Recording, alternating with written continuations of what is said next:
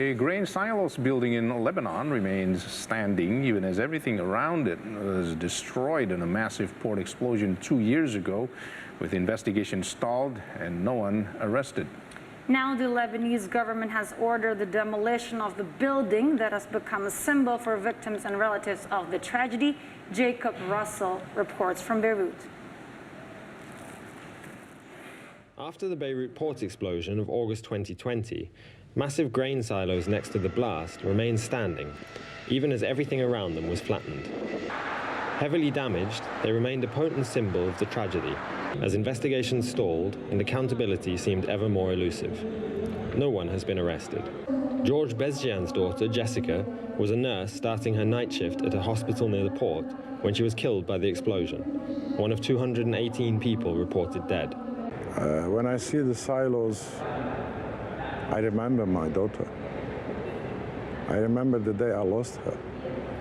Because they are silent, you know. They are blocks, but I feel they speak. They say to me, there was a crime here. With the most heavily damaged part of the silos threatening to collapse, the Lebanese government ordered their demolition. Victims and activists have fought the decision, saying it is another attempt to cover up a crime for which nobody has taken responsibility. It's very important to preserve it because it expressed the collective memory of the Lebanese people. The demolition of these silos will be the expression of a total amnesia. 2 weeks before the second anniversary of the blast, grain left over in the ruins ignited. The fire accelerated the tilt of the silos and parts began to collapse.